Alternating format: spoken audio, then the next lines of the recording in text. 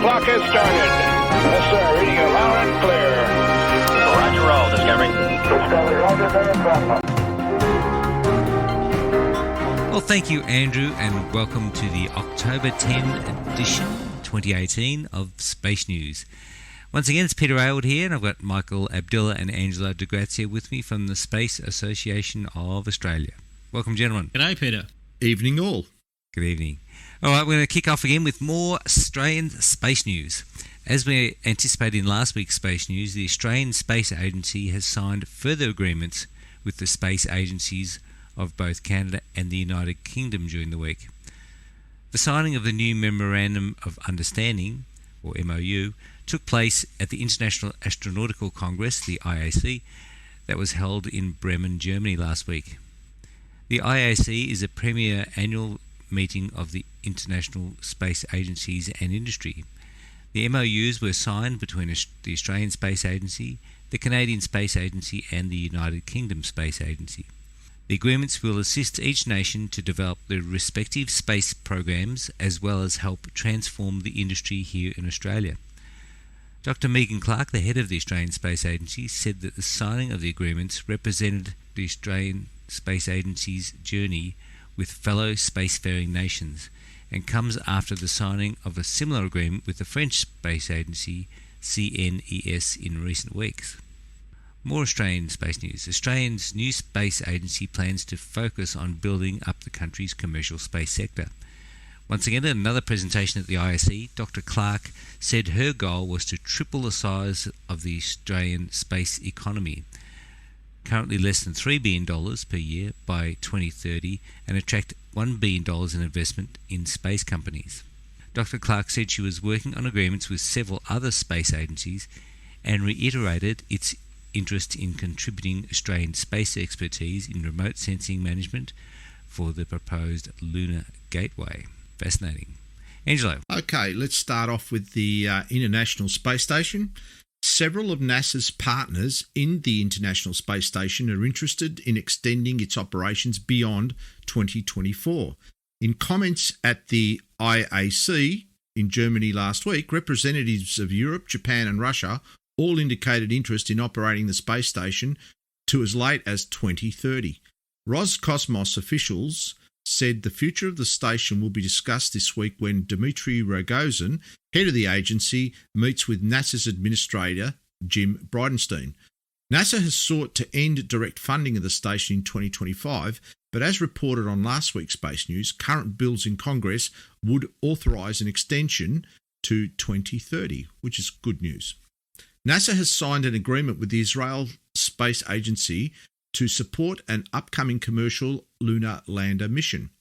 Under the agreement announced last week at the IAC, NASA will provide a laser retroreflector to be installed on the Space IL lunar lander to aid in tracking.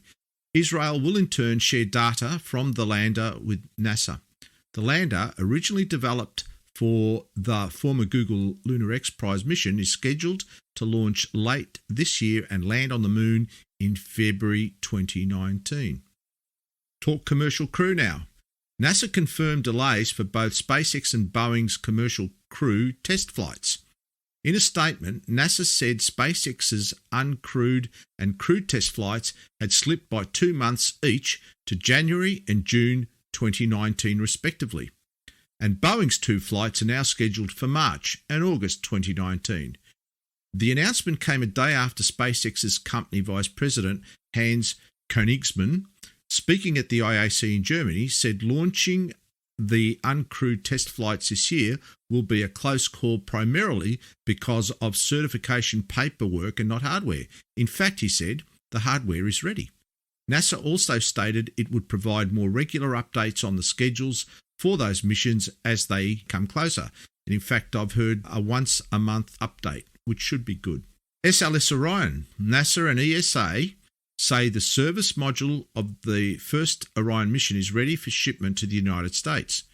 During a joint news conference last week, the space agency said the service module, built by Airbus in Germany, is on schedule to be transported on the 29th of October this year to the Kennedy Space Center, where it will be mated to the Lockheed-built crew capsule and tested.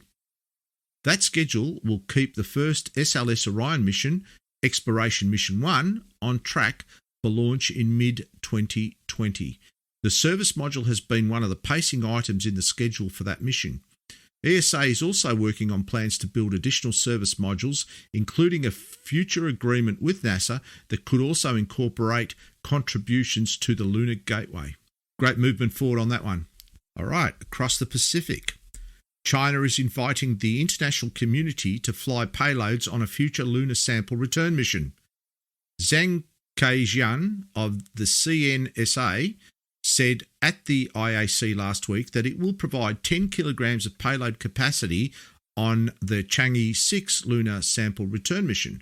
That mission is a backup to Chang'e 5, China's first attempt at a lunar sample return mission, and could go to the lunar poles or the far side in the early 20s should Chang'e 5 be successful.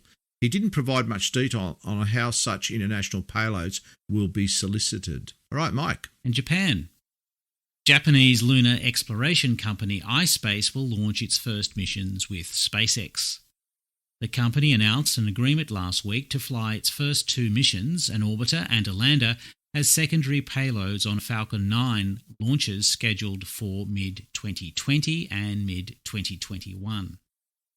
The company, which raised $90 million last year to fund development of its spacecraft, said the 2 Hakuto-R missions will be technology demonstrations of future commercial lunar lander missions.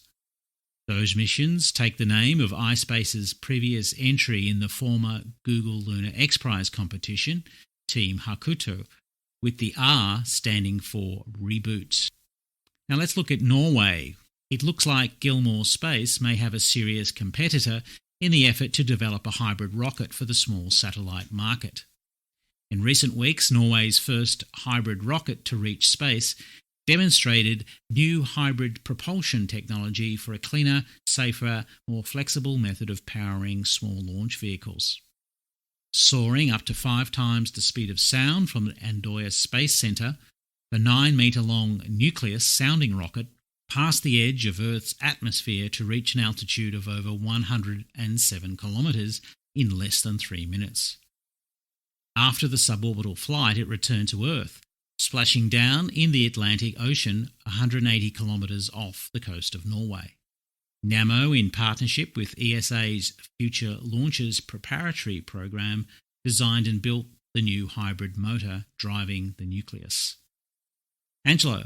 Okay, off to commercial space, in particular Lockheed Martin. Keeping with our moon theme this week, Lockheed Martin unveiled a concept last week for a large reusable lander for carrying astronauts to the lunar surface.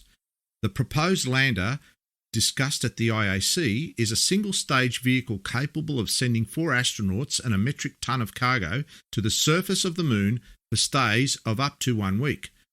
The lander would operate from the gateway and take advantage of orbital propellant depots that will provide liquid oxygen and liquid hydrogen propellants.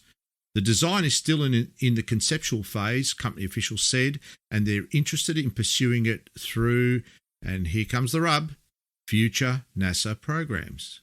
I wonder what that means. It means they want some government money. Looking for government money. Exactly right. We go to Blue Origin. Jeff Bezos' aerospace company confirmed it is currently designing a large lunar lander called Blue Moon, according to a statement released last week. In order to establish its ambitious goals of transforming humanity into a species that can live and work in space, Blue Origin says the next logical step in the path is a return to the moon. To do this, we need reusable access to the lunar surface and its resources, and so we're in the conceptual design phase of a large lunar lander that will provide that access, called Blue Moon. Blue Origin is partnering with MT Aerospace and the German technology corporation OHB on a future lunar mission.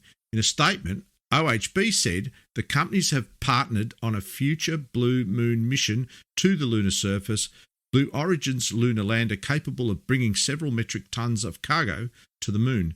The mission will ostensibly ferry a payload to the moon via Blue Origin's reusable orbital rocket, the New Glenn.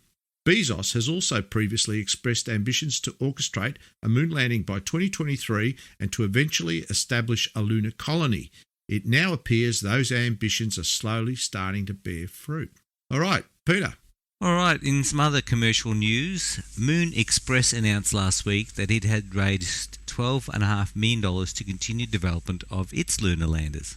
The company plans to use the funding to redevelop the former Launch Complex 17 at Cape Canaveral into its new spacecraft development and testing facility, with plans to launch the first lunar lander mission by the mid-20s. Boy, the mid-20s are going to be very busy. Very exciting. Meanwhile, the Canadian Space Agency has signed an agreement with Moon Express to develop lunar landers. The agreement, also signed at the IAC last week, will enable Canadian companies and researchers to provide expertise to the US-based company. All right, and finally this week, there is a moon race happening. Well, a moon race backed by Blue Origin and Airbus aims for a 2024 lunar flight. A new contest for lunar exploration was unveiled recently at, once again, the IAC in Bremen, Germany, promising to develop technologies for a 2024 flight date. The Moon Race competition is a global initiative founded by Airbus and international partners, aiming to boost the movement around moon exploration and enable the demonstration of key technologies required for its sustainable exploration. A lot of exciting things happening around the moon in the next few years. Well, anyway, that's it for this week. Thank you, Mike and Angelo, and it's back to you, Andrew.